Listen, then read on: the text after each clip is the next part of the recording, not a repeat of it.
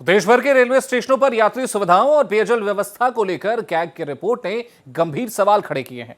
CAG ने 512 railway स्टेशनों की जांच की, जिसमें 458 स्टेशनों पर न्यूनतम जरूरी यात्री सुविधाओं में कमी पाई गई, यानी करीब 89% स्टेशन तय मानकों पर खरे नहीं उतरे।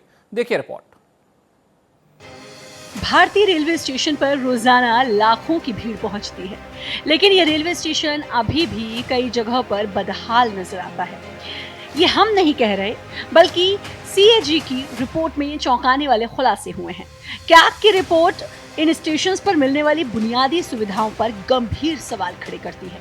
कहीं बैठने की जगह कम है, कहीं शौचालय और यूरिनल की कमी है, तो कई स्टेशंस पर पीने के पानी की बुनियादी सुविधा भी मैसर नहीं है।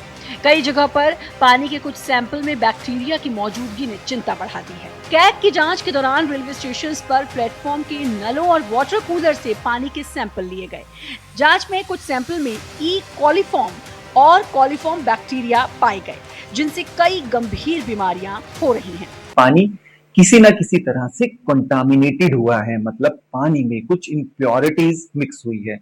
पीने के पानी में इकोलाई नहीं होना चाहिए, और पानी में अगर इकोलाई मिलता है तो इसका मतलब है कि ये कंटामिनेशन, ये इम्प्योरिटीज कहीं ना कहीं से तो आई है। किसी भी स्टेज पर ये मिक्स हो सकती है, यानी कि या तो उसके फिल्ट्रेशन सिस्टम ठीक तरीके से मेंटेन नहीं है।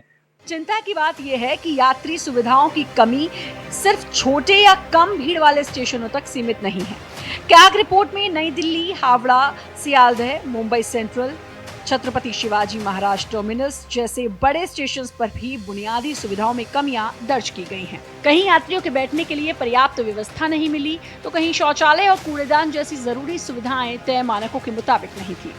ये तो पानी तो सभी की फर्स्ट प्रायोरिटी है, तो वही अगर साफ नहीं होगा तो ऑब्वियसली हेल्थ इश्यूज होंगे। ये साफ सुथरा तो रखना चाहिए, लेकिन मैं जो लिया हूँ पानी, इसमें ऐसा कुछ कंप्लेंट नहीं मिला। आपने बुथ से पानी लिया था? बुथ से लिया है मेरे पास ये पानी। ऑल ओवरऑल गुड है, सब कुछ अच्छा है। कहीं ऐसा नहीं दिख रहा है कि कहीं कुछ गंदगी दिख रही हो या कुछ ऐसा। साफ सफाई तो देखते हुए चलता रहता है।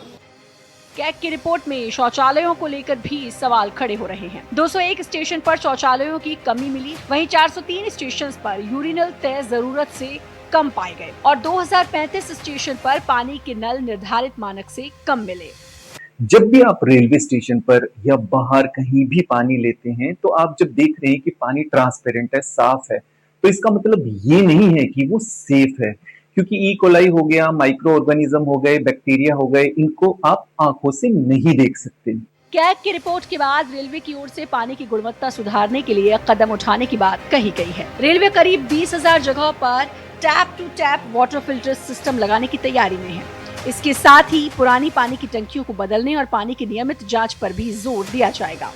लेकिन सवाल सिर्फ नई व्यवस्था लागू करने का नहीं, बल्कि उसकी नियमित निगरानी और मेंटेनेंस का भी है।